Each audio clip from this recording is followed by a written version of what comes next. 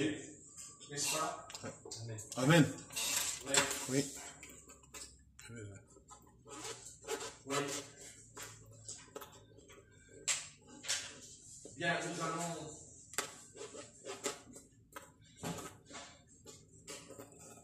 regarder tout ça. Alors, on va... Voilà, j'ai préparé un message qui s'appelle...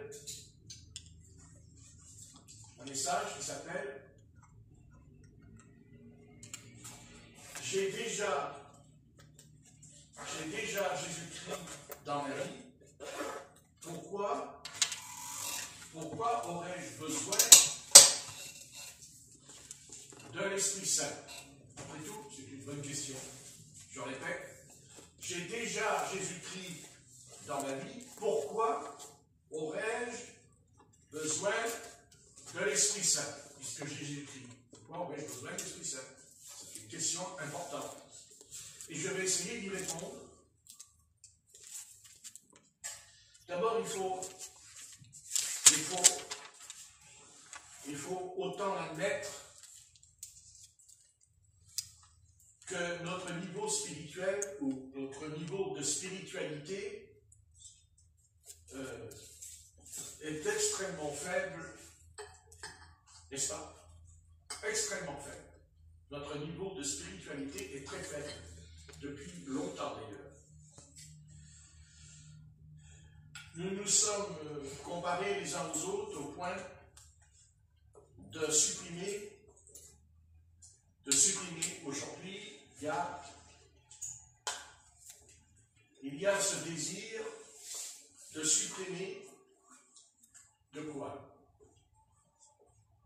De grandir. De grandir. Oui. Eh oui. On ne pense pas à grandir. On pense qu'on est sauvé et on en est convaincu. Et heureusement. Mais ça ne suffit pas. On n'est pas seulement sauvé. On est appelé à grandir. Amen. Mais on ne peut pas grandir si on ne mange pas et si on ne boit pas. Si vous ne donnez pas du lait à un nourrisson, faut que les nourrissons, il va aller au cimetière. Et on n'a pas besoin d'avoir 70 ans pour aller au cimetière. Parce qu'il n'a pas mangé et parce qu'il n'a pas bu. Finalement, elle ne va pas manger de la viande, un nourrisson. Il ne peut pas. Mais on va lui donner un aliment qui lui permettra de rester en vie, mais aussi de grandir, de se développer. Et notre corps mange et boit, mais remarquez que plus notre corps mange et plus notre corps boit, plus il vieillit. Ça devrait être le contraire. Puisque quand on mange, on boit, on grandit, mais en même temps on vieillit. Ah. Pourtant, au début de la création, le Seigneur voulait qu'on mange, puisqu'il l'a dit. Il a dit, mangez tous les fruits qu'il y a dans le jardin. Vous voyez? C'est évident. L'Éternel crée Adam et Ève, et il leur dit, je vous ai créé, et vous n'avez pas besoin de manger. Ne mangez pas, c'est pas la peine. Pourquoi voulez-vous manger, puisque je vous ai créé? Il y a la vie, il y a ma vie dedans. Vous n'avez pas besoin. Mais c'est pas parce que j'ai la vie éternelle que je ne suis pas en danger. C'est pas parce que je suis sauvé que je ne peux pas être perdu. Rien n'est joué encore. En tout cas, c'est ce qui s'est passé dans le jardin d'Éden. Donc le Seigneur a appelé cet homme, c'est Adam, et il lui dira que tu peux manger tous les fruits du jardin, te nourrir, pour pas que tu meurs. Mais il n'avait pas besoin de grandir. Ben ça, il ne pouvait pas grandir, attends, parce qu'il était parfait. Il était parfait, il avait atteint cette perfection en lui. D'ailleurs, grâce à son innocence, car lui, au moins, il est innocent. Enfin, il est innocent. Par contre, quand il tombe dans le péché, il n'est plus innocent. C'est évident. Parce que c'est le péché qui va lui faire connaître quelque chose. Quelque chose qu'il ne savait pas, quelque chose qu'il ne voyait même pas. Il ne savait pas qu'il était nu. Ben oui, ben, il ne savait pas. Après tout, nous, on le sait qu'on est nu. Quand on se déshabille, autrement, si on n'était pas nu, pourquoi on s'habille? À ce moment-là, on marcherait dans la rue sans habit. Et les gens diront, oh, qu'il est beau, oh, qu'elle est belle. Ouais, enfin, ceci, une grand-mère de 90 ans, va être compliqué, hein, parce qu'elle est belle. Voilà. Il y a la laideur du péché dans la chair, et qui d'ailleurs va aller dans la tombe. Va aller dans le shéol. Parce que quand on parle de la tombe, on parle du shéol. Quand on dit à quelqu'un qui va mourir, la personne, elle vous regarde, elle dit oui, je vais mourir, je le sais, j'y pense pas. Mais je sais que je vais aller au cimetière. Je sais qu'on va me mettre dans une boîte en bois. Je sais. Heureusement d'ailleurs qu'on ne nous met pas dans cette boîte tous les jours. Parce que alors, on ne pourrait plus vivre. Mais on sait qu'un jour, on va y aller dans cette boîte. Ce qu'on appelle un cercueil. C'est là le chemin. Nous ne faisons pas des illusions. Nous irons. Par contre, la seule différence, c'est que nous ne savons pas à quelle heure on va y aller. D'ailleurs, pas plus qu'on sait à quelle heure que le Seigneur nous revient nous chercher. Parce que quand le Seigneur revient nous chercher, c'est quand même lié au cimetière. Parce qu'il a dit, vous ne mourrez pas tous. Donc on pense au cercueil, on pense à l'enterrement. D'ailleurs, il y a des gens qui meurent et qui n'ont jamais monté dans une voiture. À ce jour-là, ils auront une voiture. Et même, ils ne payeront même pas l'assurance de la voiture, ils ne payent même pas l'essence. C'est beau ça. Et oui. Peut-être que quand ils sont dans le cercueil, nous voyons le cercueil, nous voyons la boîte en bois. Par contre, nous ne voyons plus la personne qui est dedans. On l'a vu, mais on ne la reverra pas. Ben oui, bien sûr.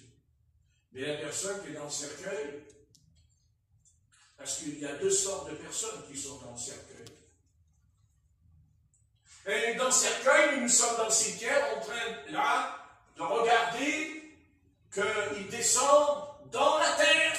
Parce que Dieu a dit, tu es poussière, et tu retourneras dans la poussière. Et que les gens qui disent que Dieu n'existe pas, moi je leur réponds, oui mais quand même, Dieu a dit dans la Genèse, ton poussière, tu tombes dans la poussière. Alors si Dieu n'existe pas, pourquoi c'est écrit dans la Bible que tu es poussière, que tu retournes dans la poussière? Toi, le grand savant, le grand philosophe qui a fait des études. Mais tes études, tu les feras aussi dans le caveau. Tu feras tes études. Seulement le gars qui est dans le caveau, la personne qui est dans la boîte, elle aimerait sortir. Et que si jamais elle sortait, cette personne, elle ne va pas nous dire qu'est-ce que tu as mangé aujourd'hui, qu'est-ce que tu as bu aujourd'hui. Tu manges toujours le repas là, que tu manges? Non. Quand elle sortira, elle nous dira, ne viens pas dans cet endroit, ne viens pas dans ce lieu, parce que j'étais dans ce lieu, j'étais. Et dans ce lieu, ce que je sais, ce n'est que des cris et des tourments terribles. Ce n'est que des cris, je regrette, je regrette, je regrette. Si j'avais su, j'aurais obéi, j'aurais donné ma vie à Dieu, j'aurais fait tout ce que Dieu m'avait dit. Je regrette. Mais le Seigneur ne le fera pas sortir de la boîte. Parce qu'il l'a dit au sujet de Luc, chapitre 16, il a dit, même si les morts revenaient, on ne croirait pas. Même si Moïse revenait, il ne croirait pas. Vous voyez la gravité du problème. Même si Moïse revenait, il ne croirait pas, a dit le maître.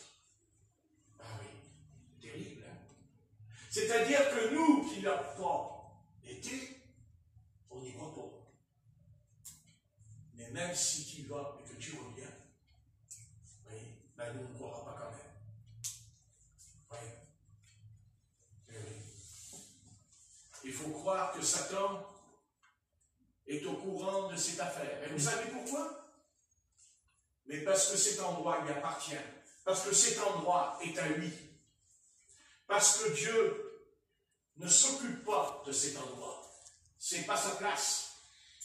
Ce n'est pas sa place. Et même si le Seigneur est descendu 3 jours dans le Shéol, il est remonté.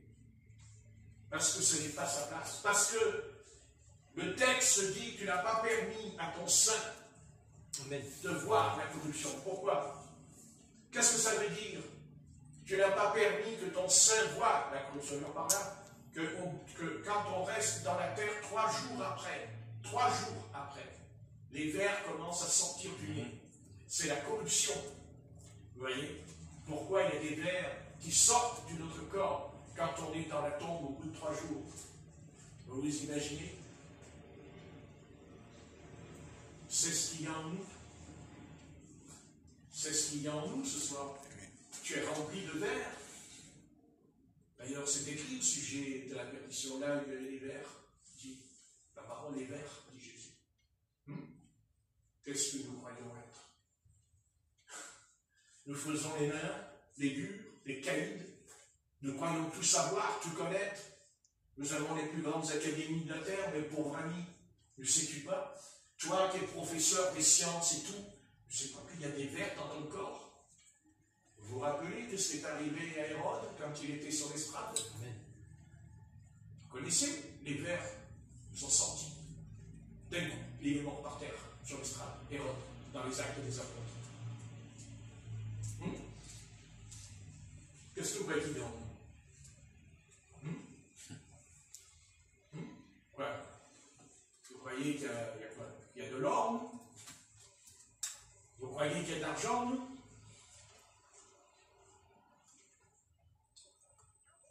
Mais notre corps est pourri. Notre corps est pourri. Notre corps est rempli de pus. Notre corps, il est lépreux. Souvenez-vous de Moïse. Quand l'Éternel lui a mis, mets ta main dans ton ventre. D'ailleurs, comment il a pu rentrer la main dans son ventre?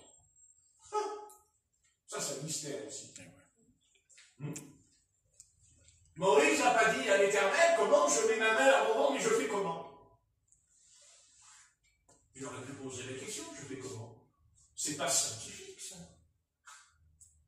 C'est comme Abraham avec ça. Elle a 90 ans et puis elle a un enfant, c'est pas scientifique. Mais Dieu, il n'en a que faire de votre science. Ce que Dieu vous demande, c'est de croire. Amen. De me faire confiance. Et quand il l'a mis, mais Dieu n'a pas fait ça pour tout le monde.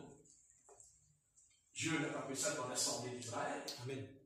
Il l'a fait à part, tout seul, caché.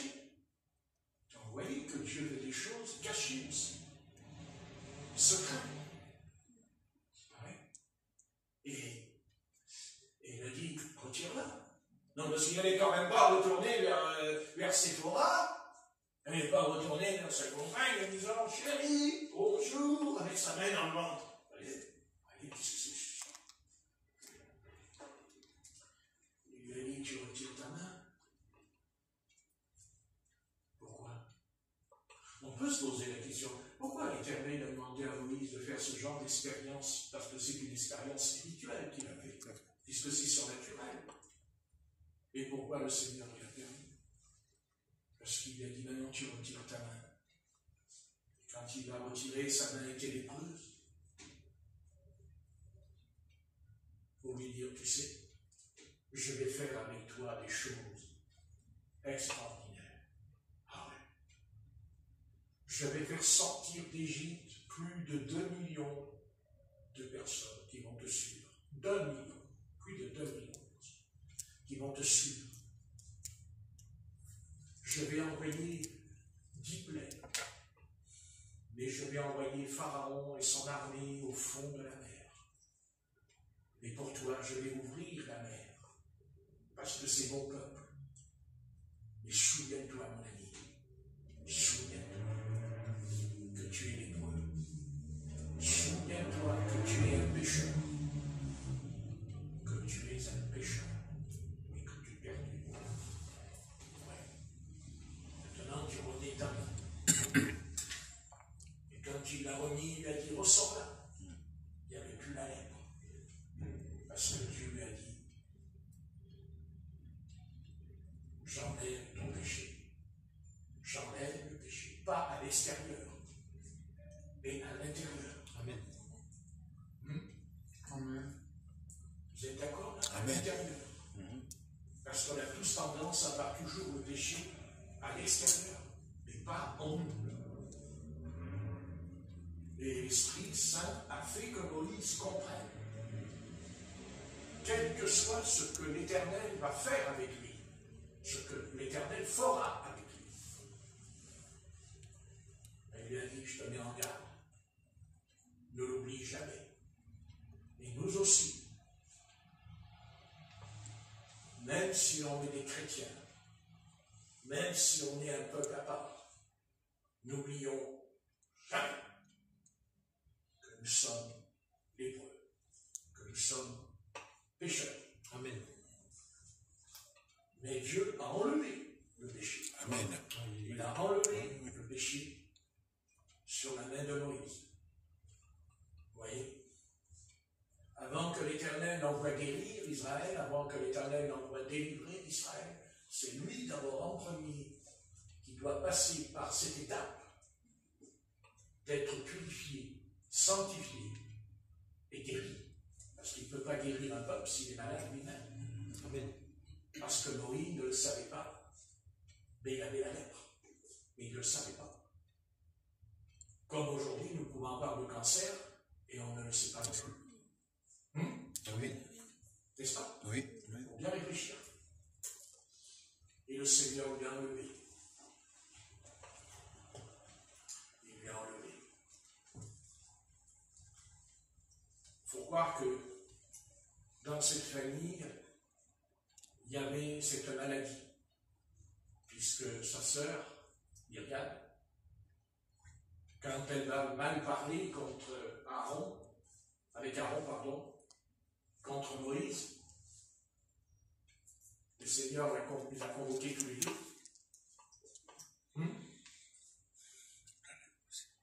Et la lèpre est apparue sur le visage. La lèpre d'un seul coup. Parce qu'elle a parlé contre Moïse. Il nous arrive des fois que si on n'est pas béni du Seigneur, c'est parce que si on parle mal d'un frère ou d'une sœur, et qu'on peut être lépreux, je parle spirituellement, privé de la bénédiction. Amen. Quand on parle pas bien, ça arrive des fois qu'on parle pas bien. Ça arrive que des fois on dit, ouais, mais tu sais, le pasteur, ouais, d'accord, mais le Seigneur, mais des fois, faire attention, il y a quelque chose qui ne va pas en lui. On se demande que Dieu est là pour dire, prie pour lui. Amen. Prie pour lui. Amen. Amen. Mais des fois, nos calamités, des fois, il y a des calamités qui viennent et ça peut venir de là aussi. Parce que, vous savez que quand on se parle, quand on parle contre quelqu'un, il y a une chose qui est frappante. C'est qu'on n'entend pas ce qu'on dit. Celui qui vous écoute, il entend ce que vous dites. Mais vous n'entendez plus. Et ça, c'est vrai. que quand on dit du mal de quelqu'un, vous verrez qu'on n'entend pas ce qu'on dit. Non. Oui. Non, mais on n'entend pas nous. Parce que si on l'entendait, on ne le dirait pas. On ne le dirait pas. On ne le dirait pas. Vous voyez quoi Satan est capable de rendre sourd notre oreille est sourde. Enfin, notre oreille spirituelle. Puisque le Seigneur a dit par la bouche de l'apôtre Jean que celui qui a des oreilles entende ce que l'Esprit dit à l'Église. Faut-il encore, mais vous savez, quand on parle des démons, il y a deux endroits dans notre corps où les démons se placent. Parce qu'il ne faut pas croire, les démons se déplacent. Les démons ne peuvent pas, Satan ne peut pas être au même endroit. Il ne peut pas. Il n'y a que l'Éternel qui peut être partout. C'est pour ça qu'il est omnipotent, omniprésent. Hein? Mais pas Satan. Pas Satan. Satan se déplace, il va dans un endroit, il se déplace. Mais Dieu, non. Dieu reste toujours sur son trône. Et il est là. Amen. Il est partout. Tout en étant assis sur le trône. Amen. Mais pas Satan. Pas Satan. C'est pour ça qu'il a besoin des démons. Il lui faut les démons. Parce qu'ils se déplacent. Et quand les démons se déplacent, qu'est-ce qu'ils font? Eh bien, ils viennent vers nous. Et il y a deux endroits où ils viennent. Là et là. Qui? Jacques l'a dit. La langue, le feu de la géhenne. Hein? Le feu de la géhenne se place là et là. Et c'est pour ça qu'il faut veiller là et là. D'ailleurs, l'apôtre Paul le dit pour lui-même. Un ange de Satan souffle dans mon oreille. Un ange de Satan souffle dans mon oreille. Et ce souffle de Satan fait qu'il dit, j'ai une écharpe dans la chair. C'est-à-dire une maladie. Car il était malade. Et il n'attribue pas cette maladie à des causes physiques, mais à un ange de Satan. Il ne dit pas un démon, il dit un ange de Satan. Il n'a pas écrit le démon. Il dit, c'est curieux. Hein? Un ange de Satan. C'est-à-dire que cet ange était de Dieu avant. Ben oui. Puisqu'il est devenu de Satan. Il souffle à mon oreille. Oui. Souffle. Et il avait les charmes dans la chair. Je n'ai pas dit que toutes les maladies viennent des démons. Non. Mais certaines, oui. C'est certain. Et je dirais même que le Seigneur s'en sert pour notre formation, pour notre éducation. Oui, il s'en sert. Tout à fait. Il s'en sert. Car l'apôtre Paul a prié 3 fois. Il a prié 3 fois. Ça revient à ce que j'ai dit tout à l'heure de la prière. Veillez et priez. Vous voyez? Comme quoi les phrases peuvent avoir un écho. Priez, veillez. Et Satan. On aimerait tellement qu'il n'existe pas, ce Satan. Amen. Mais combien on l'oublie. Combien on l'oublie. Surtout quand on est tenté. Au contraire, on devrait penser à lui quand on est tenté, puisque c'est lui qui nous tente. Mais non, on ne pense pas à lui. On pense à tout sauf à lui. Oui. Ouais. Parce qu'on est séduit. On est séduit par le péché. Vous pensez que si Satan venait vers nous, il dirait « Je suis Satan !» Oh, on partirait en courant. On le voyait. Mais non. Non, il ne vient pas lui. Non. Il envoie le péché. Ce mot, le péché, c'est le mot le plus ancien de l'humanité. Ah oui. Le péché, il n'est pas au XXe siècle. Le péché, il n'est pas au XXe siècle. Le péché, dans la Genèse. chapitre 3. Et Dieu même lui en a parlé avant, au chapitre 2 du péché. Qu'est-ce qu'il lui dira? Les commandements. Mais pourquoi Dieu a-t-il donné un tel commandement? Oh mais Dieu, mais pourquoi? Pourquoi? Et Dieu lui dit, tu peux manger tout ce que tu veux.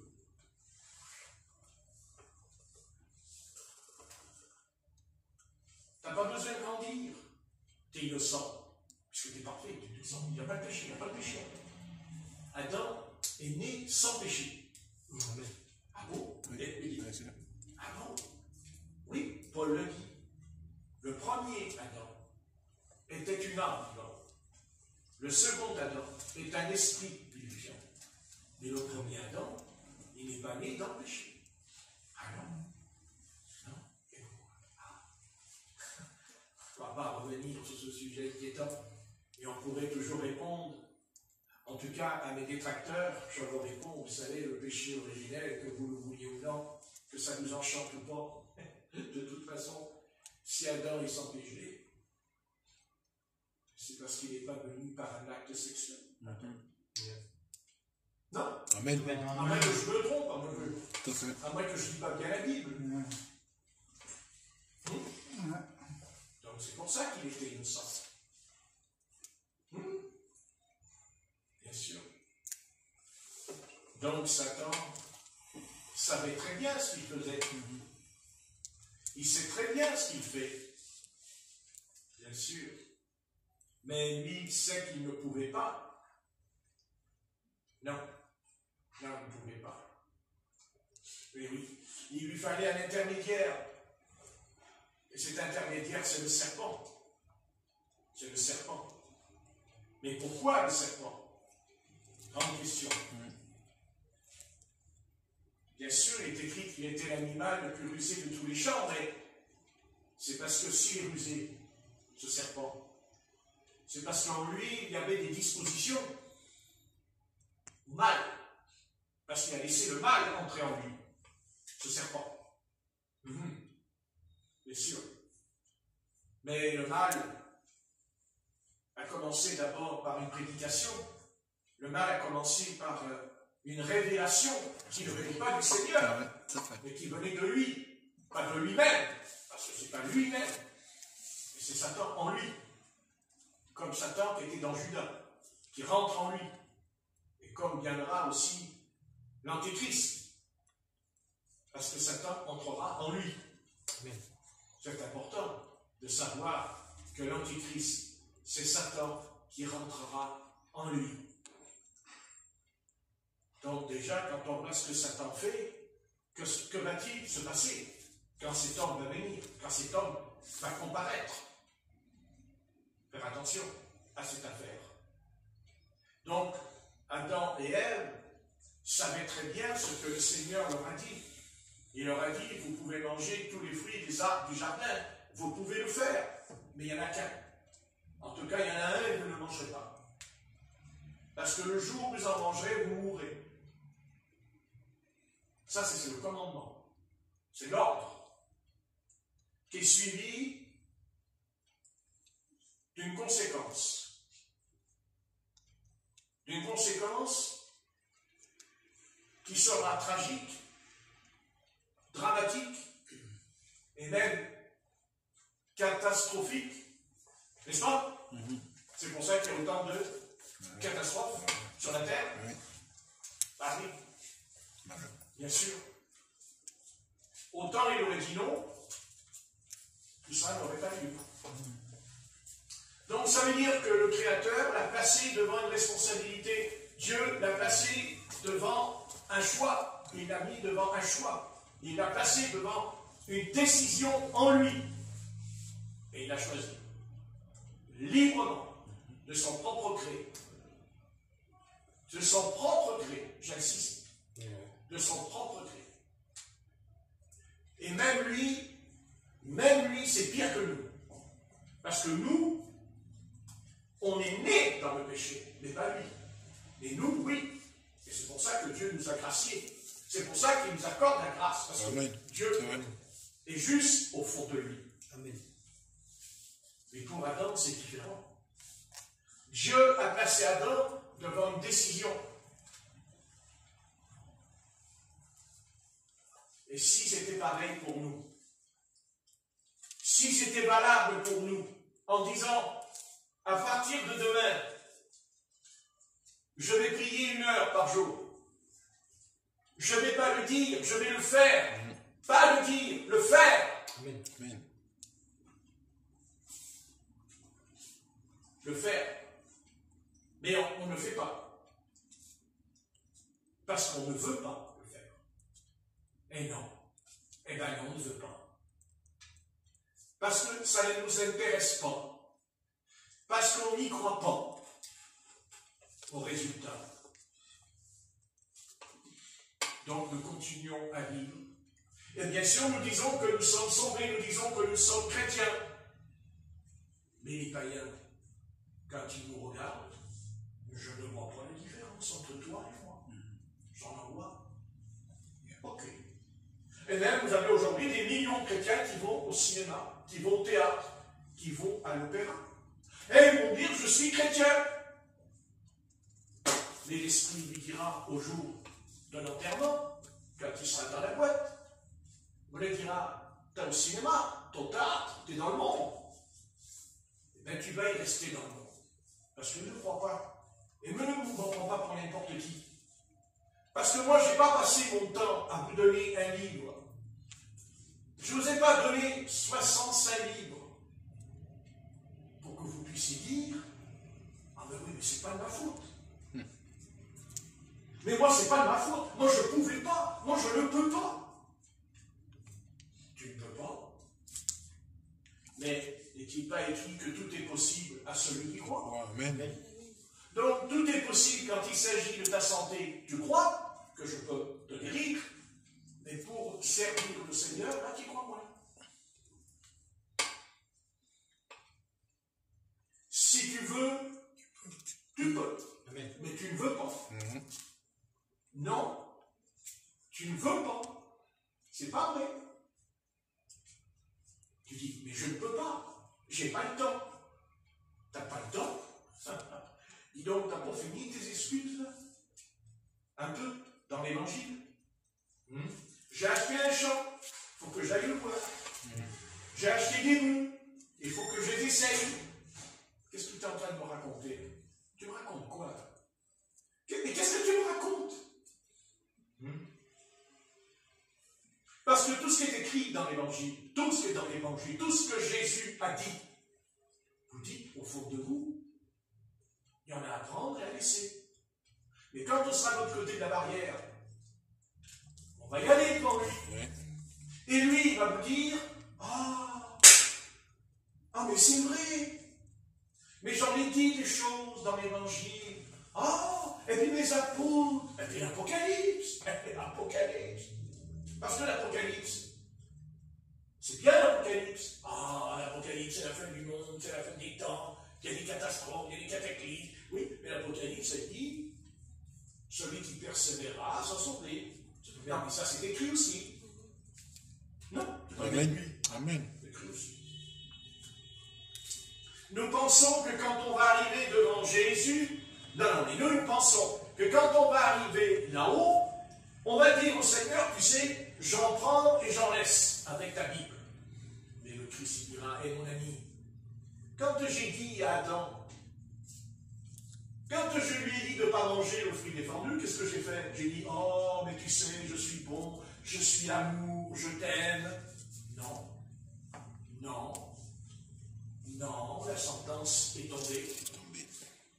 Et si la sentence, elle est tombée, quand le Seigneur descend dans le jardin d'Éden, c'est vrai qu'il va se préoccuper du salut d'Adam, puisqu'il va lui dire, Adam, où es-tu? Mais quand Dieu a une explication avec cet homme, quand Dieu s'explique avec son serviteur, parce que nous parlons des serviteurs de Dieu, Adam, et quand Dieu lui dit, non, as-tu mangé?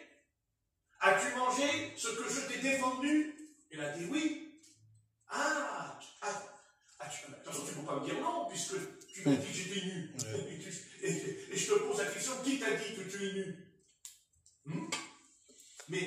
Mais avant, quand tu n'étais pas nu, tu t'es jamais enfui, Tu n'as jamais... Est-ce que c'est moi qui te rejette? Est-ce que c'est moi qui te rejette? Moi, je ne t'ai pas rejeté. C'est toi qui es parti en courant. C'est toi qui as été te cacher derrière un arbre. Moi, Dieu, je ne me cache pas dans le jardin. Je descends pour venir te parler. Je viens te voir. Parce que dans le ciel, il y a eu quelque chose qui n'a pas été... Il y a quelque chose qui a été déréglé là-haut. C'est-à-dire, toi, tu as déréglé toute la création entière. Et tu vas la dérégler de génération en génération. Et heureusement que Dieu dira à elle que lui, Jésus-Christ, viendra dans une génération. Et d'ailleurs, il l'a dit. Cette génération demande des prodiges et des miracles. Il lui sera donné que le miracle de Jonas. Amen. La repentance. Mais quand Dieu parle dans la Bible, quand un homme ou même une femme se détourne des commandements, quand quelqu'un se détourne de la loi, ou même de la grâce, puisque c'est écrit dans l'Épître aux Hébreux, chapitre 6, chapitre 10, au sujet de la grâce, est-ce que Dieu ne prononce pas une sentence sur David? Est-ce que Dieu ne prononce pas une sentence sur Moïse quand il a frappé le rocher? Est-ce que Dieu a fermé les yeux quand il l'a mis en haut du mont Négo? Et est-ce que Dieu lui dit, tu sais, tu as frappé le péché, mais tu es mon serviteur, tu es mon prophète, ceci, cela? Non, il lui dit, regarde bien. Tu n'y rentreras pas. Tu ne rentreras pas. Amen. Et quand on arrivera de l'autre côté, vous pensez que Dieu, ce fameux Dieu chrétien, parce que le Dieu des chrétiens, le Dieu des chrétiens, c'est l'amour. Dieu est amour. Dieu est amour pour ceux qui se repentent. Amen. Amen. Pas pour ceux qui persévèrent dans l'iniquité et dans le péché. Dieu n'a pas d'amour pour celui qui continue à vivre dans le péché. Autrement, il ne serait pas puni, le péché. Dieu n'a plus besoin de punir le péché. Dieu n'a pas puni Adam. Il a puni son péché. Mais comme Adam s'est identifié avec le péché, il s'identifie, il devient une même plante avec lui. Évidemment, quand il pleut, l'eau, elle tombe sur toutes les plantes. Quand il pleut, Dieu fait tomber de l'eau sur le blé et sur l'ivraie. Et tous les deux disent gloire au Seigneur. Parce que c'est l'eau qui les a arrosés. Mais ce n'est pas la même nature, ce n'est pas la même chose, ce n'est pas la même espèce, ce n'est pas la même nature. N'est-ce pas? Ce n'est pas la même chose. Le blé est du Seigneur. Pourquoi? Parce que seul le blé est capable d'être brisé. Mais pas l'ivraie. Pas l'ivraie. On ne brise pas l'ivraie. Il résiste parce qu'il est jeté au feu. Il est brûlé. Vous comprenez? C'est-à-dire, on dit le mot en latin, du latin, l'enfer. L'enfer, c'est du latin. Ça veut dire les régions inférieures de la terre. On se comprend bien. Et nous pensons que quand on va mourir, et ben bon, on ne meurt pas, parce que ça c'est une façon de parler. Le Seigneur a dit au sujet de Lazare, il n'est pas mort, il dort. Amen. Il dort. Et il a dit, réveille-toi, sors, quand il a entendu sa voix. Et nous pensons que de l'autre côté, nous allons avoir un Dieu extrêmement clément. Que Dieu de l'autre côté va nous dire, c'est bon, voilà, tu as accepté la grâce de Dieu, tu as accepté le sang de Jésus, alors tu es sauvé, voilà, tu as parlé en langue, tu as prophétisé, tu as fait même des miracles. C'est ce que dit Matthieu chapitre 7, verset 21. N'avons-nous pas fait des miracles en ton nom? N'avons-nous pas parlé ceci, tout? Ils expliquent tout ce qu'ils ont fait au nom du Seigneur. Ils ont même chassé les démons. Et le Seigneur leur a dit, ouvriers d'iniquité, retirez-vous de moi, je ne vous ai jamais connu. Ça, on ne veut pas l'entendre parler. Quand j'avais, je dirais, bon, le pasteur Dominique Barbuy, un jour, il me l'a dit. Il m'a dit, frère Patrick, j'ai un verset dans la Bible qui me fait peur, il m'a dit. Il dit, je tremble, il m'a dit. Il dit, je ne comprends pas ce verset. Je dis, quoi? Quel verset? Il m'a dit, c'est Matthieu 7. Et verset 21. Quand le Seigneur dira, c'est pas ceux qui me disent Seigneur, Seigneur, qui entreront dans le royaume des cieux, mais c'est celui qui fera la volonté de mon Père. Et ils ont répondu, n'avons-nous pas chassé les démons, guéri les malades? Il dit pas, je ne vous connais pas. Il dit, je ne vous ai jamais connu. Voyez? Et pourtant, ils avaient reçu l'Esprit et les dons. Mais le Seigneur a dit, je ne vous ai jamais connu. Ça veut dire par là qu'ils n'ont jamais eu une véritable communion avec le Seigneur, parce que s'ils avaient une communion, le Seigneur leur aurait dit d'arrêter de faire ça. Il leur aurait dit de ne pas le faire. Il les aurait transformés pour ne pas continuer dans ce chemin. Amen. Et on pourrait même aller plus loin. On se demande même que peut-être, je dis peut-être, que plus ils ont eu des dons et plus se sont enfoncés dans l'iniquité. Et que peut-être que si Dieu avait enlevé les dons, peut-être qu'ils auraient réfléchi et se seraient posé la question, pourquoi j'ai plus les dons? Amen. Et ils auraient pu se remettre en question. Et c'est tout le contraire. Et on tombe exactement dans ce qui se passera à la fin, quand ici, au sujet de l'Antichrist, qu'est-ce que dit l'apôtre Paul? Il dit, ils recevront une puissance d'égarement pour qu'ils croient au mensonge. C'est quoi cette puissance d'égarement? Ça veut dire qu'ils auront comme ces hommes des dons spirituels. Ils auront même l'onction sur eux. Mais c'est pas possible. Si. Comme Saül. Il était prophète, il était roi de Saül. Vous avez qu'à lire. Amen. À 2 reprises, il a été au milieu des prophètes. 2 fois. Mais son cœur n'a jamais changé. Son cœur est toujours resté incrédule. Son cœur n'a jamais obéi à la parole de l'écrit. 2 fois, il a violé le commandement. 2 fois, l'Éternel, il lui a parlé. Et 2 fois, il a désobéi. Et pourtant, Dieu l'a oint. Dieu l'a oint. Mais un mauvais esprit est entré en lui. Un mauvais esprit est entré en lui. Oui. Et bien, quand on meurt, écoutez bien, et je ne vais pas être trop long, puis je sais que je suis long. Mon Dieu, c'est difficile, compliqué pour moi. Le Seigneur, j'essaie d'expliquer. Je veux tellement qu'on comprenne, parce que nous allons aller de l'autre côté. Parce que nous allons y aller, bon sang, de bon sang, mais de toute façon, nous allons y aller. Mais on ne connaît pas le jour, on ne connaît pas l'heure, mais de toute façon, on va y aller quand même. Et croyez-moi, ce n'est pas le néant. Il n'y a pas de néant de l'autre côté.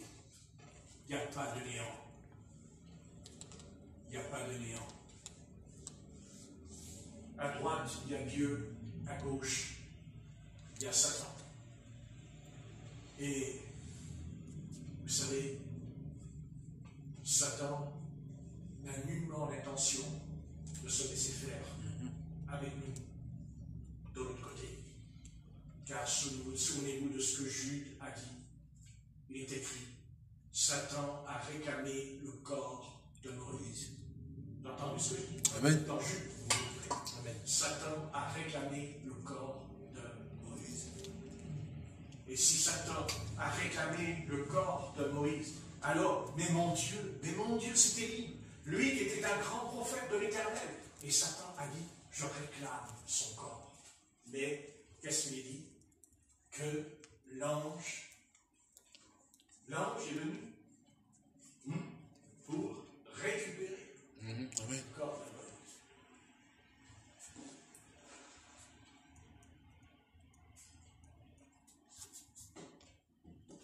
Ce n'est pas de son corps physique qu'il voulait récupérer. C'est son corps spirituel. Écoutez bien, son corps spirituel. Parce que quand on meurt, on a un corps. Parce que nous pensons que quand on meurt, c'est le néant, c'est fini. On pense que, non, pas du tout. Dès que vous allez quitter votre enveloppe, vous allez vous retrouver devant les démons et les ténèbres. Et il y a les puissances des ténèbres qui vont venir. Et il y aura un démon qui viendra. En tout cas, il y en a un qui vient. C'est votre propre démon.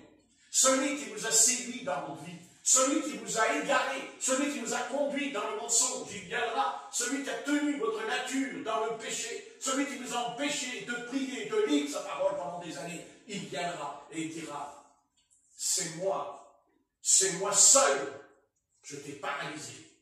Et maintenant, tu sais, le péché, ton péché, on va en discuter tous les deux.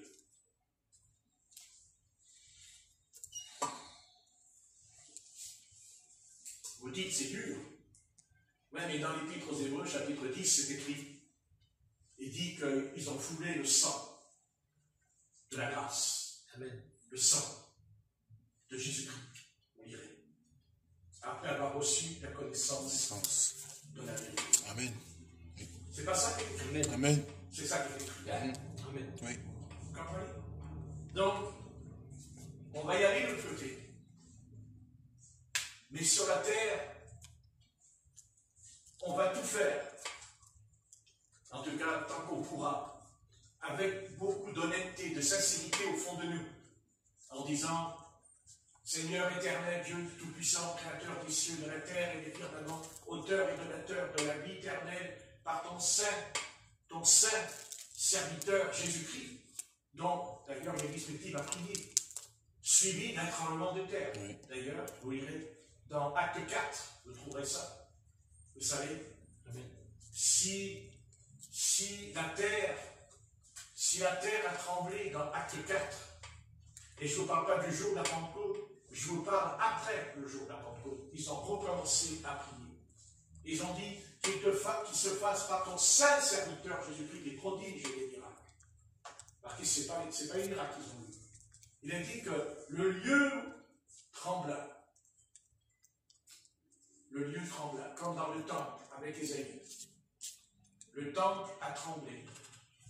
N'est-ce pas? Le temple a tremblé. Ouais. Eh bien, qu'il en soit ainsi pour nous. Amen. Amen. Que nous ne soyons pas légers. Que nous ne soyons pas légers au fond de nous. Mais qu'on ait la conscience par le Saint-Esprit, parce que tout ce que je dis, ça doit être poussé, motivé par le Saint-Esprit, parce que c'est ça qui compte. C'est ça notre critère. Ce n'est pas la lettre qui tue. Non, ce n'est pas la lettre qui tue. C'est la lettre qui vivifie. Mais parce que le Saint-Esprit est entré dans la lettre. Mais la lettre, elle est en nous parce qu'on l'étudie. Et l'Esprit, comme l'eau qui descend sur la plante, et la plante grandit et mûrit. Parce que un arbre peut grandir, mais ne pas avoir de fruits. Mais il a grandi quand même. Mais où sont les fruits? Et il peut y avoir des fruits, mais ils sont mauvais. Immangeables. Immangeables. Ouais. Et en fait, l'église de Jésus-Christ, c'est cet arbre de vie qui était dans le jardin. C'est lui, quand il dit, tu pourras manger tous les fruits des arbres du jardin, sauf le fruit de la connaissance du bien et du mal. Mais l'arbre de vie, car Seigneur parle de l'arbre de vie. C'est curieux qu'elle a tellement été attirée plutôt vers l'arbre de la connaissance qui était un sujet de mort, puisqu'il a dit, tu mourras. Elle le dit. D'ailleurs, elle le dit à Satan. Comment comprendre que Ève dit à Satan, mais Dieu nous a dit. Alors, si Dieu te l'a dit, pourquoi tu continues à discuter avec lui? Pourquoi tu restes avec lui? Qu'est-ce que tu fous le camp? Dégage. Va-t'en. Ou alors, tu dis comme Jésus dans le désert de Judée, retire-toi à Satan. Amen. Il ne discute pas. Voilà. Puisque c'est elle qui le dit. Mais Dieu nous a dit. Mais alors, si Dieu te l'a dit, pourquoi tu le fais? Puisque Dieu te l'a dit. Puisque Dieu t'a enseigné, puisque Dieu te l'a dit dans la Bible, puisque Dieu te dit repens-toi, puisque Dieu te dit sois baptisé et tu seras sauvé, puisque Dieu te dit reçois les dons de l'Esprit, tu dis non. Tu dis non. Bah non. Bah non, ça n'intéresse pas. Mais parce que tu n'es pas sincère, parce que tu n'es pas honnête. C'est pas moi qui te dis que tu n'es pas sincère, c'est pas Patrick Bach qui te dit que tu n'es pas sincère, c'est la Bible. Et comment je sais que c'est la Bible? Comment je sais que je ne suis pas sincère? Parce que mes actes contredisent ce que je dis. Parce que mes actes contredisent ce que je déclare. Et d'ailleurs, quand on prend le baptême, on déclare quelque chose. Amen. On déclare quoi? On déclare que je vais être fidèle jusqu'à la fin. Jusqu'à l'amour. Parce qu'elle est où la fidélité? Est-ce que Dieu ne parle pas qu'on est fidèle? Amen. Être fidèle à ce qu'on dit? Mais on ne l'est pas parce qu'on se contredit toujours au fond de nous. Parce qu'il y a quelque chose en nous qui n'est pas clair. De toute façon, ça ne peut pas être clair, puisque de toute façon, on n'est pas mis clair, puisqu'on est mis dans les ténèbres.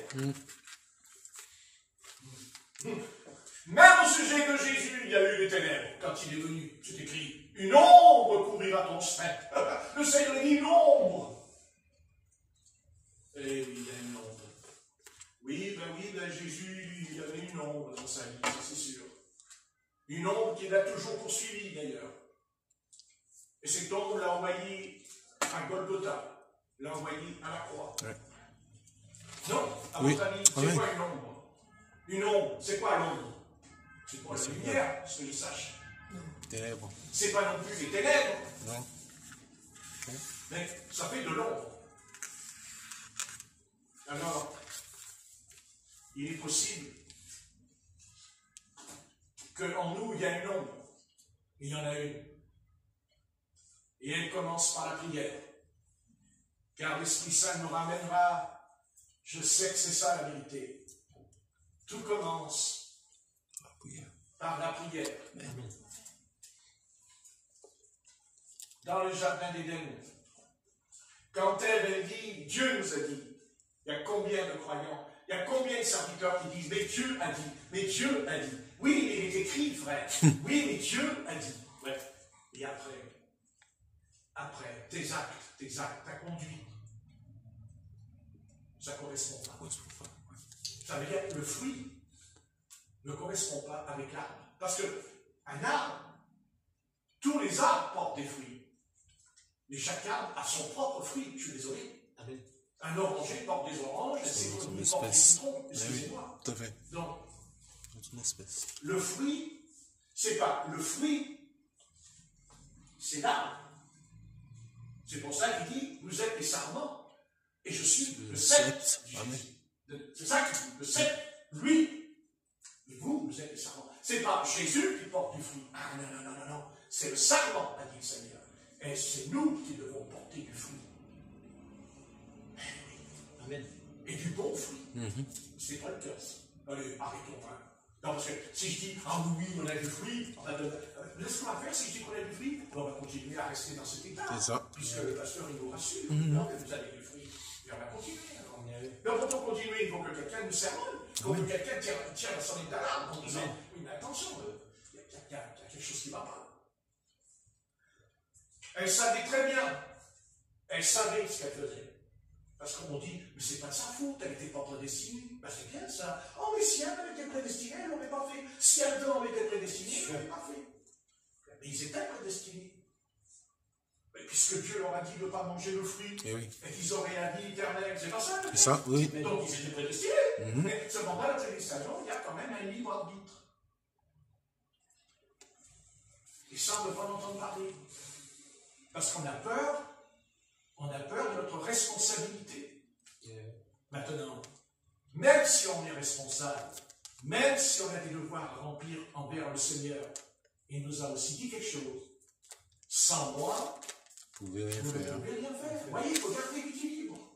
Vous voyez, le message ce soir est bon, je pense. On garde l'équilibre.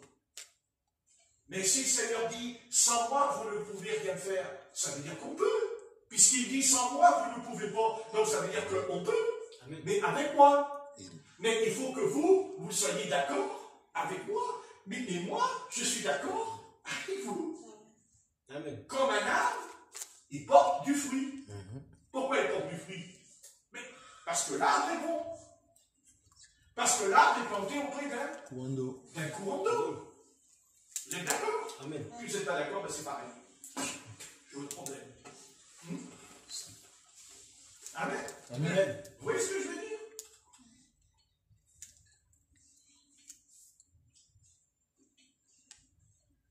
Auprès d'un courant d'eau. C'est ce que dit le psaume au chapitre 1. Le juste est comme un arbre planté auprès d'un courant d'eau. C'est sûr que si tu ne pries pas, tu n'es pas auprès d'un courant d'eau. Oui. Quand tu te mets en prière, tu sens pas qu'il y a de l'eau qui coule en toi. Tu te dis, bon, je ne sens pas de l'eau. Si je sens de l'eau, quand je mets ma tête sous le robinet, là, je peux robinet, là, je suis arrosé. Non. Ce n'est pas vrai. C'est faux. Régénérer. Peut-être que tu ne sens pas, parce qu'au début, tu ne sens pas, mais c'est normal. Mais c'est normal. Mais si tu continues, tu verras. Oui. Il va se passer quelque chose. Il va y avoir quelque chose dans ta vie d'important. Amen. Mais c'est certain. Si. Le Seigneur nous l'a dit dans le livre des Actes et des Apôtres. Ils ont dit, ah, Seigneur, tu t'en vas, tu nous quittes. Et là, il regarde le Seigneur qui monte dans le ciel. La Bible dit qu'il avait les yeux fixés sur Jésus. Même un ange lui a dit, arrêtez de regarder. Qu'est-ce qu'il vous a dit, le Seigneur, avant de partir? Le Seigneur, il nous a parlé. Il nous a dit quelque chose avant de partir. Le Seigneur, il s'en va. Mais qu'est-ce qu'il veut que quand il s'en va? Il dit, je m'en vais, je reviendrai. Oui. Oui, il a dit qu'il s'en va. Il a dit qu'il reviendra. C'est vrai, mais ça ne suffit pas. Il a dit, vous recevrez le Saint-Esprit en moi. Vous recevrez le Saint-Esprit, bon sang. Vous recevrez la puissance du Saint-Esprit. Aïe. Et voilà. Ça nous passe par-dessus la tête. Parce que si nous pensons croire en Christ sans lui, on se trompe. Si on croit qu'on va voir la gloire de Dieu sans lui, on se trompe. Car il a dit, sans moi, vous ne pouvez rien faire. Et ça, il l'a dit dans l'évangile de Jean. Mais quand le Seigneur a dit, sans moi, vous ne pouvez rien faire. Mais si le Seigneur s'en va, comment il peut être avec moi, puisqu'il s'en va? Puisque le Seigneur est parti dans le ciel, comment il peut être avec moi? Et pourtant, il m'a dit, sans moi, vous ne pouvez rien faire. Et le Seigneur nous le dit, ce qu'il va faire. Il nous dit, reste dans Jérusalem. Reste dans Jérusalem. C'est-à-dire, mets-toi dans ta chambre et arrête de penser à ta vaisselle, à tes cuillères, à ta bouffe. Et reviens maintenant, reviens à ton esprit. Là, viens là maintenant, je prêche. Et arrête de penser à autre chose. Concentre-toi sur ce que Dieu est en train de te dire. Et arrête de penser à tes affaires, à quelle heure je vais rentrer, à quelle heure je vais sortir, et comment je vais faire la bouffe, et comment je vais faire le dîner, et je ceci, ceci, j'attends. Mais quand tu vas aller dans le ciel, tu crois que le Seigneur va te poser ta question de savoir si ta vaisselle, si ta cuillère, si ton machin. Pauvre Église du XXIe siècle qui n'a rien compris. N'a rien compris du tout. Absolument rien compris du tout. Elle est toujours d'accord quand il y a un pasteur qui est un peu révéraliste. On est toujours d'accord parce qu'on se dit c'est quand même l'esprit qui nous parle. Mais à un moment donné, nos pensées sont parties ailleurs, elles voyagent dans la pièce. Un peu, c'est ce que dira le Seigneur d'ailleurs dans le temple. Il dit qu'il chassera les pigeons. Amen. Il chasse les pigeons, c'est-à-dire les pigeons, ça représentait les pensées en nous. Amen. Que de pensées, tu n'as que de pensées, tu ne penses, tu crois en Dieu, mais tu ne penses que aux choses de ta vie, ta propre vie. Tu penses à ta concentration de ta vie, mais tu n'as pas compris. Et oh non, oh Dieu, des millions de chrétiens n'ont pas compris. Je n'ai pas dit des milliers, des millions de croyants n'ont rien compris. Toi, suis-moi. Suis-moi. Mais celui qui me suit, dit le Seigneur, il faut qu'il renonce à lui-même. À lui-même. Oh non, pasteur, arrête. Arrête. J'en ai assez entendu. Mais je sais que tu en as assez entendu. Mais je sais bien que tu en as assez entendu. Bien sûr. Mais tu ne sais pas ce que tu entendras de l'autre côté. Ça, tu ne le sais pas encore. Mais tu entendras le Seigneur qui te parlera. Mais tu entendras aussi ce qui a été dit ce soir. Amen. Parce que ta vie est mêlée à la mienne. Ma vie est mêlée à ta vie. Amen. Et ma vie laisse quelque chose de triste de ma vie, te parler à ta vie, pour te dire, arrête. Ça fait penser à Marthe et à Marie, n'est-ce pas? Oh, elle n'était pas contente. Oh, elle n'était pas contente. Dis à ma sœur de se lever et de venir maintenant, parce qu'il y a des affaires à régler. Pauvre âme, pauvre être, qui passe son temps, qui passe sa vie, tout ça, pour 80 ans de vie sur la terre. Que de problèmes, alors qu'il y a toute l'éternité qui nous attend de l'autre côté. Alléluia. Faisons attention, bien-aimés. Vous savez, pour entrer dans le royaume de Dieu, il faut perdre. Amen. Oui. Il faut perdre quoi? Là où sera ton cœur, là sera ton trésor. Amen. Dit Jésus. Il a raison. Ah oui. Bien de sa vie même. Pauvre âme.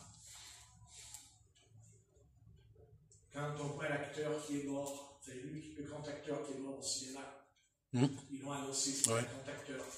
C'est vrai. Et c'est vrai que c'était un homme charmant d'ailleurs même, quand on le voit. Un homme bien. Vous voyez, là il est parti. Il est parti comment? Il est mort dans son sommeil. Hier. Il s'est mis dans le lit, il a fermé les yeux. Il a dit, demain matin, je vais tourner une festival. Oui, et je vais m'en aller. Il ne savait pas. Et il est parti. Pendant que je prêche, il n'est pas au paradis. Certainement pas. Parce qu'il a perdu sa vie. Il a eu le cinéma, il a eu le succès. Il a été une vedette pendant des années. Préserver sa vie. N'est-ce pas? Ouais. Et après?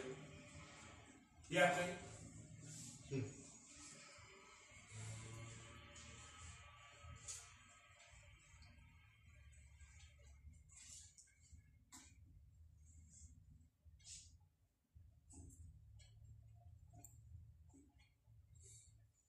Nous pouvons parler beaucoup, mais on ne priera jamais assez.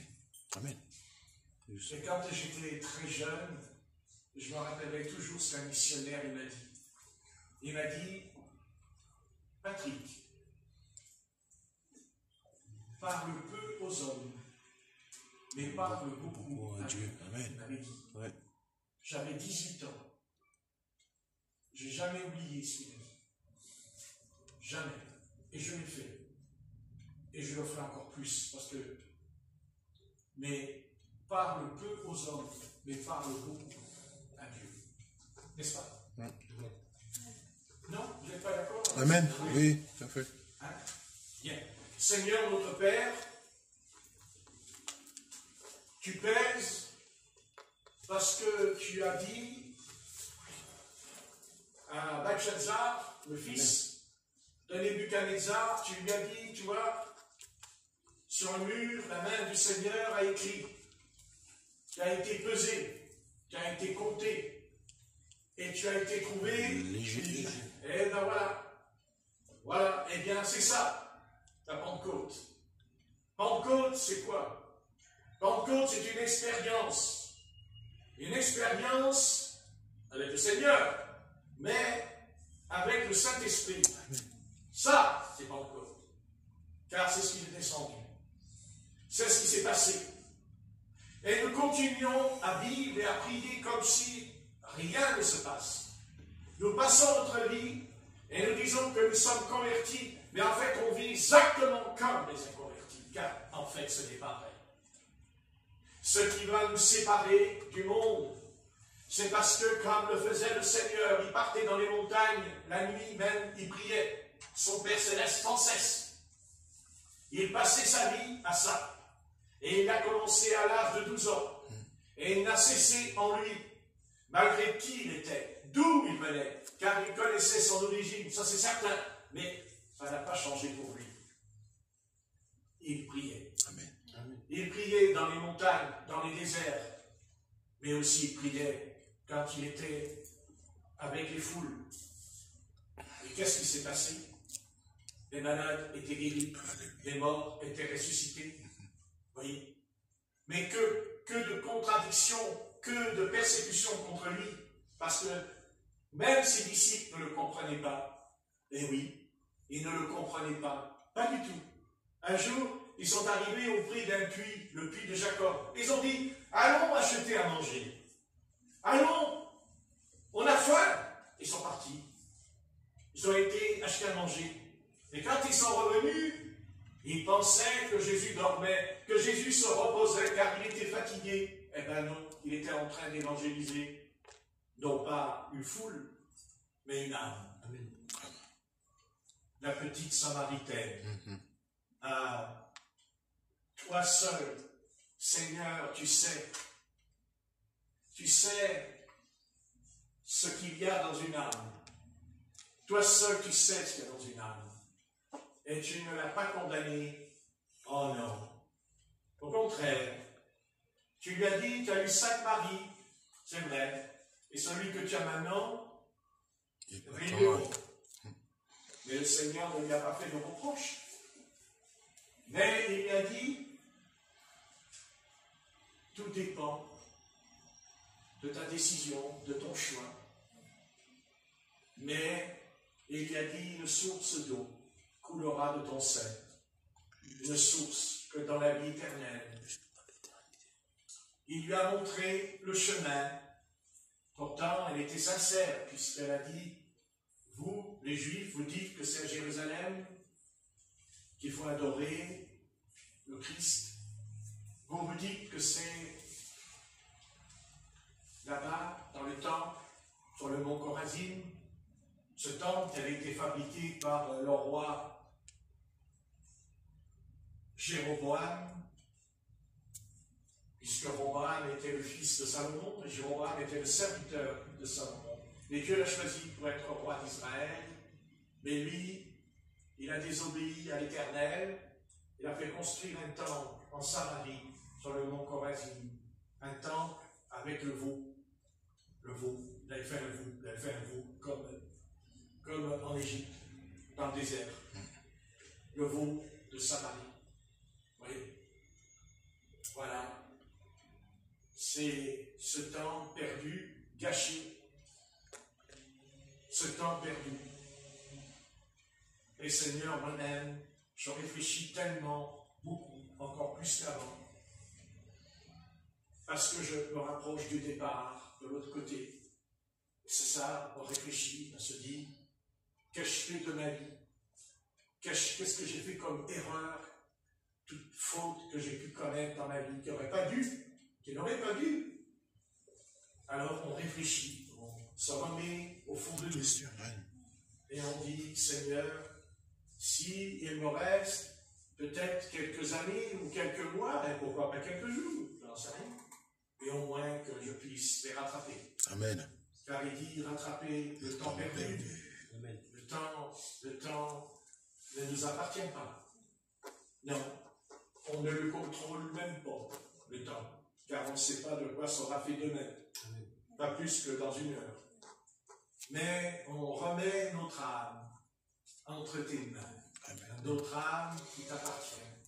Cette âme qui était perdue et que tu as sauvée par amour, parce que tu as vu en nous des choses sincères, telles que la repentance, telles que d'avoir pris le baptême et de croire que nous pouvons recevoir l'Esprit. Elle ne dit pas que le recevoir, d'en être rempli. Amen. Parce qu'il dit, soyez remplis d'Esprit. Voilà. Et nous sommes toujours pris par les choses de la terre. Notre pensée, notre cerveau, notre intellect est là, en train de remuer ce qu'il y a à faire. Mais voyons, est-ce que tu as pesé, est-ce que tu pèses ce qu'il y a de l'autre côté par rapport à tes problèmes terrestres? C'est pas que le Seigneur les ignore. Au contraire, il s'en occupe. Amen. En son temps. Alléluia. Mais qui doit passer le premier? Qui doit être le premier dans ta vie? Tes affaires ou le Seigneur dans ta vie? Tu dis, mais moi je suis le Seigneur. Ah oui, mais alors, pourquoi tu es encore lié? Pourquoi il y a un lien en toi avec une âme ou plusieurs?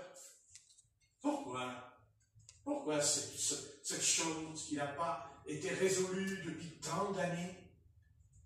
Alors, oui, tu dois tout me donner, te dit. Non, tout, tu dois tout me donner, te dit l'Esprit ce soir. Je ne veux pas un peu, je ne veux pas la moitié, je ne veux pas 3/4, je veux tout. Oh non, si, tout. Je ne veux aucun élément, en tout cas de la chair, de ton esprit charnel, soit encore lié à cette chose dans ta vie. Je te donnerai la force et le pouvoir, mais le veux-tu vraiment? Est-ce que tu es sincère? Vraiment? Alors tes actes doivent correspondre à ton désir sincère envers moi. Amen. Autrement, tu te contredis au fond de toi. Et tu ne sauras jamais tu ne seras jamais heureux. Jamais. Il n'y aura pas le bonheur éternel au fond de toi. Car tu seras toujours partagé en deux, troublé à l'intérieur. Apporte tout à ton Seigneur. Non seulement tu dois déposer, mais tu dois te déposer toi-même au pied, comme Marie, qui était au pied de la croix. Elle a entendu ce que son maître, ce que son sauveur lui a dit. Et en plus, c'est elle qui l'a porté. Car c'est elle qui le porte, celui qui est sur la croix, c'est elle qui le porte. Les autres frères et sœurs, Jean n'a pas porté Jésus dans son sein. Mais elle, oui, elle l'a porté, elle était là devant lui. Et elle l'a mis au monde. Elle le dit, c'est quand même mon garçon. Il est sûr que c'est ton garçon. Mais ce garçon lui dira, femme. Il ne dira pas mère. Il lui dira, femme, qu'y a-t-il entre moi et toi? Amen. Tu sais très bien d'où je viens. Tu sais très bien, tu connais mon origine dans ton ventre. Tu sais très bien. Tu connais la vérité. Tu vois? C'est pas que le Seigneur ne voulait pas qu'elle soit une bonne maman envers lui. Elle l'a été de toute façon, ça c'est sûr. Thomas, il n'aurait pas choisi cette jeune fille. Mais étape par étape, le Seigneur a dû faire en elle une œuvre de séparation, de coupure. Il n'a pas dit de ne pas aimer. Elle aimait le Seigneur, elle l'aimera, puisqu'on la retrouve dans la chambre haute. Et comme toutes les autres sœurs, elle devra recevoir le baptême dans l'esprit, comme tout le monde. Amen. Mais il fallait couper quelque chose. Et c'est le Saint-Esprit qui l'a fait, dans la chambre haute. C'est ça, c'est dans la chambre haute que s'est fait le miracle. C'est l'Esprit qui est descendu, qui l'a rempli. Parce qu'elle souffrait. Elle est sûre qu'elle souffrait, évidemment. Et le Seigneur n'a pas ignoré sa souffrance, loin de là. Et quand il lui a dit, femme, qu'y a-t-il entre moi et toi? Il dit, écoute, non, ah non, parce que là-haut, dans le ciel, tu ne seras pas ma mère. Pas plus que Joseph ne sera mon père. Non, mon père, il est dans les cieux. Amen. Et toi, c'est pareil. Tu es une enfant de Dieu, une enfant de Dieu, c'est important. Car il y a les enfants du diable, dit l'apôtre Jean. Et toi, non. Alors, voilà. Il a commencé, il lui avait dit d'ailleurs, une épée. Une épée. Amen. Oui. Une épée. C'est Siméon qui lui a dit, quand il prophétise sur Jésus, quand il y a 8 jours qu'il est venu au monde, il va le circoncire et dit à Marie, une épée va te couper dedans quelque chose. Et elle a très bien compris, puisqu'il est écrit qu'elle a repassé en son âme. Elle savait très bien ce que l'ange Gabriel lui avait dit. Elle ne lui a pas dit que c'est ton fils. Non. Il lui a dit un fils naîtra. Mais ce n'est pas le tien. Pas plus qu'à Joseph. Non. Ah non. Eh bien voilà, Seigneur, à nous de comprendre que tu es humain, puisque tu étais humain, tu étais un homme. Amen. Et évidemment, tu pourvoiras, tu nous béniras. Nous sommes des êtres humains et tu as été le Fils de l'homme. Tu n'es pas non, pas du tout. Tu n'es pas là pour être le contraire de l'humanité, pas du tout. Mais il y a autre chose. C'est comprendre que, Seigneur, nous devons passer notre temps qui court. Parce qu'on peut partir ce soir, comme c'est parti, comme cet homme est parti en dormant. Il dormait, il est parti. Il a fait des centaines de films. Mais qu'en est-il du film de sa vie? Car lui aussi, c'est un film. Quand on meurt, on va de l'autre côté, et qu'est-ce qui se passe? bien on reverra toute notre vie comme un film sur l'écran du jugement. Voilà. On regardera, on va s'asseoir et le Seigneur va dérouler le film. Et il va dire, regarde, c'est toi, quand tu es sorti du sein de ta mère, regarde quand tu avais 10 ans, quand tu avais 20 ans, regarde ce que tu as dit, car il dit qu'on sera jugé selon nos paroles. Amen. Amen. Regarde tout ça. Mais un jour, dans ta vie, car le film te montrera que tu t'es mis à genoux, que tu as pleuré, que tu t'es repenti, ça sera dans le film. Et c'est là que le Seigneur dira à Satan, retire-toi, puisqu'il y a la preuve, par le film, du temps de l'éternité, ce que tu as fait et ce que tu as dit. Mais si tu ne l'as pas fait, ah non, non, ce n'est pas dans le film. C'est comme le livre qui est ouvert et dit le nom n'est pas écrit dans le livre de vie. C'est exactement la même chose. Mais comment tu sais que ton nom est écrit? Et c'est le film. C'est le film de ta vie. C'est la bobine qui va se dérouler de l'autre côté. Comme ce soir. Le film, là, ce soir, il continue.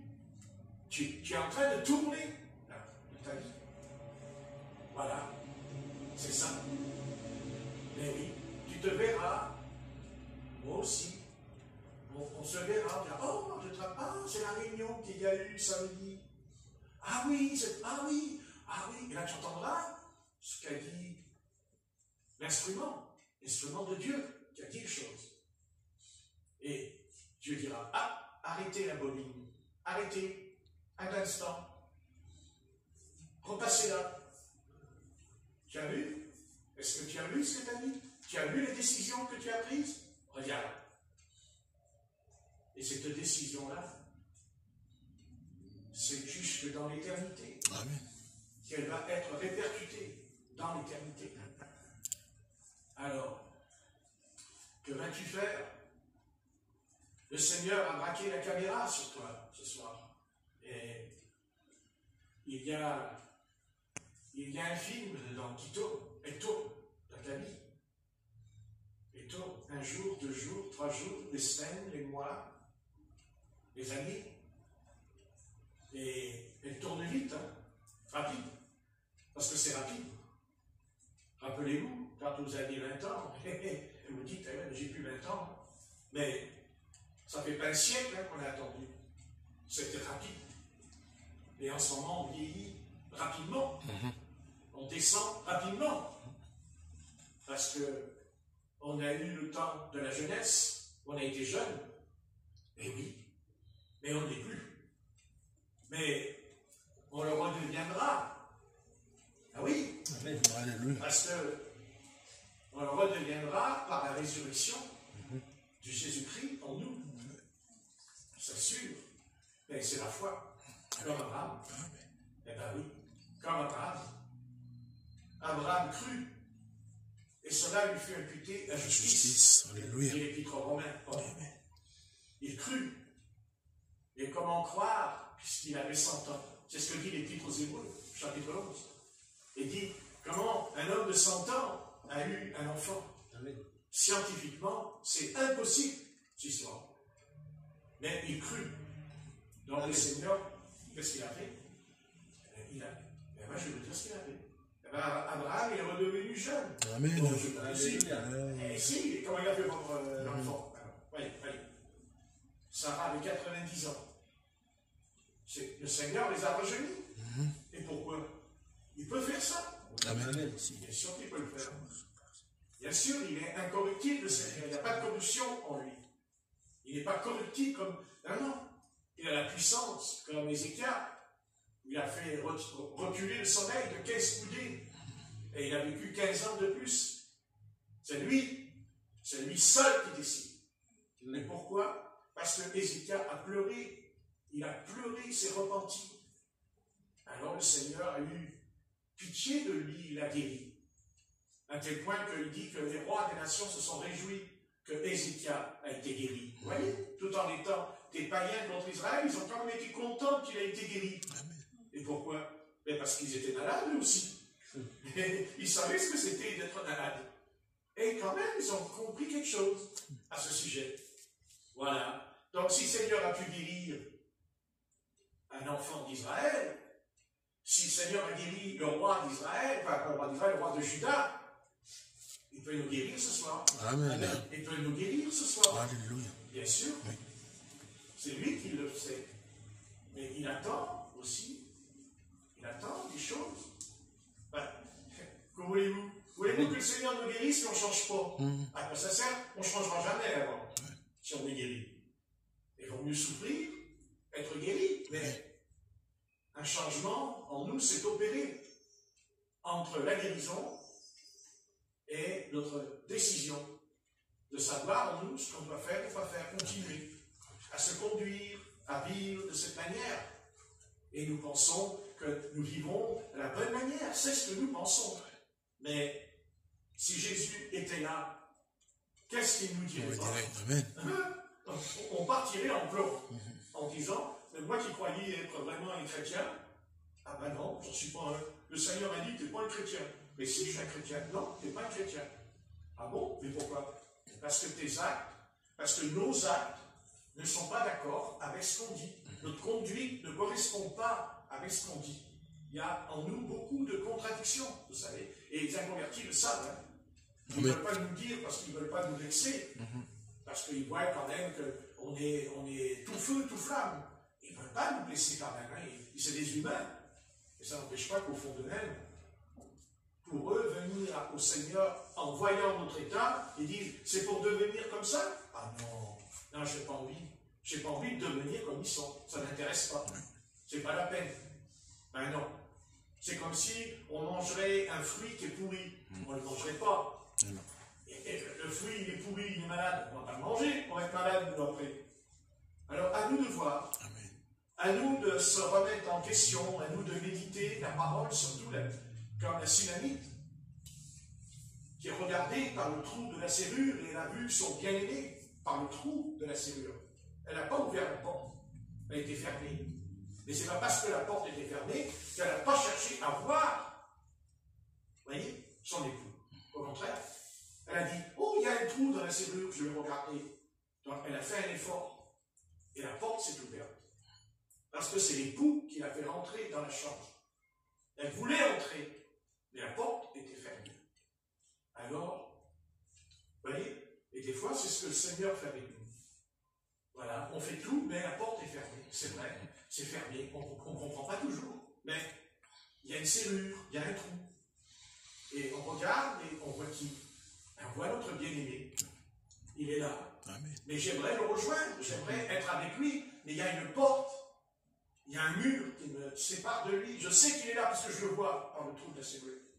Mais ça ne suffit pas. La Sunamite voulait entrer. Elle voulait entrer comme il arrivera.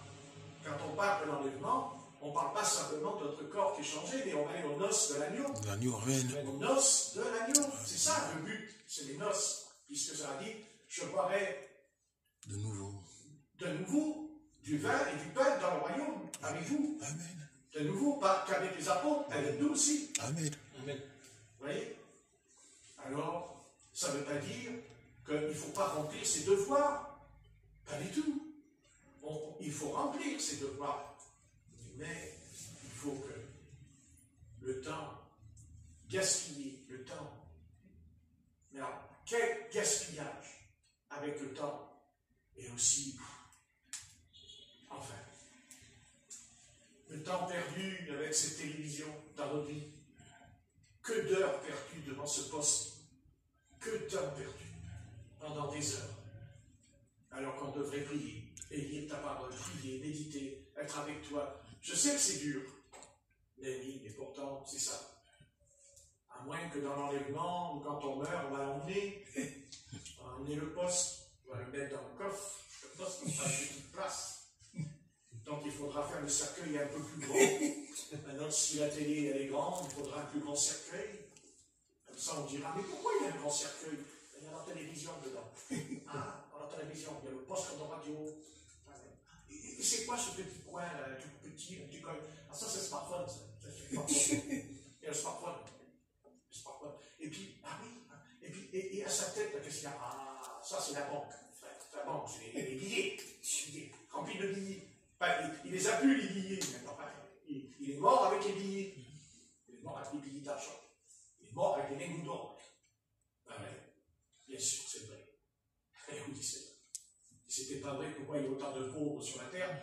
Parce que malgré qu'il y a de l'argent, il y a plus de pauvres que de riches, entre parenthèses. Pourquoi il y a beaucoup d'argent? Et pourquoi il y a autant de pauvres? La grande question, Seigneur, pourquoi il y a autant de pauvres? Pourquoi il y a des millions de pauvres? Alors là, on ne comprend pas. On comprend, mais oui, pourtant il y a beaucoup de millionnaires. Ah ouais, mais il y a beaucoup de pauvres. Bon. Mais parce que voilà, parce qu'il y a quelque chose de mauvais à l'intérieur.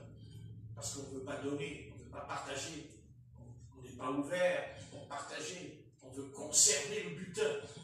Mais quand on meurt, le butin, on n'aime pas. On le laisse.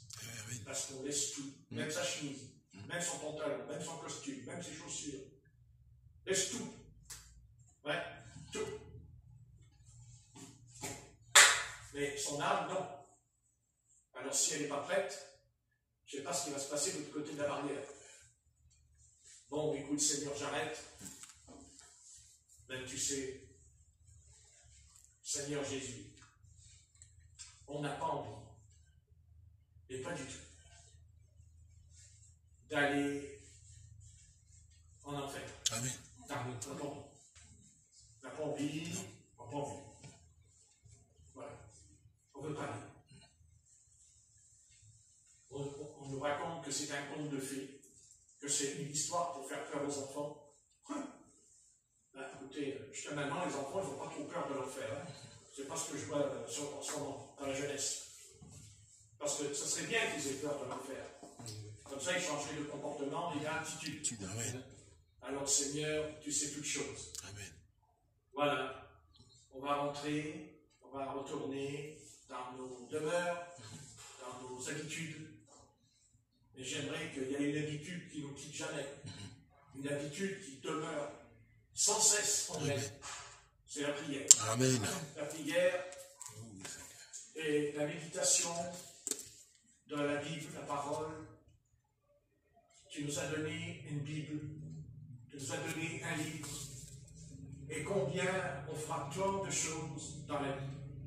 Combien on pourra lire plein d'articles ou écouter. Mais combien on a de difficulté à prendre ce livre et à l'étudier. Quelle est cette opposition? Quel est cet acharnement, cette opposition, cet esprit contre la Bible, et non pas contre les journaux, contre les romans, contre les livres. Ça rentre tout seul, c'est automatique. Mais la parole, on a vite fait de la laisser de côté. C'est rapide. Alors Seigneur, même si on la lit, il ne faut pas faire comme les pharisiens, ils la lisaient, mais ils ne la vivaient pas. Mais ils l'imposaient aux autres, par contre. Ah oui, ça aux autres, ils leur faisaient la morale.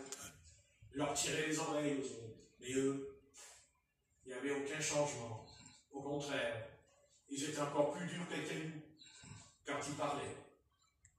Parce qu'ils ne vivaient pas ce qu'ils proclamaient. Ils se servaient de Moïse comme excuse pour montrer qu'ils étaient différents du peuple, mais leur comportement était odieux. Et d'ailleurs, quand Jésus est venu, ils ont démontré dans quel état ils étaient. Dans quel état ils se sont manifestés envers lui. Parce que s'ils avaient été dans le vrai, jamais ils auraient fait ça. Jamais. Mais ils l'ont fait. Parce que c'était en eux. Parce qu'ils étaient mauvais. Amen. Et s'ils n'aimaient pas Jésus, c'est qu'ils n'aimaient pas non plus le peuple d'Israël.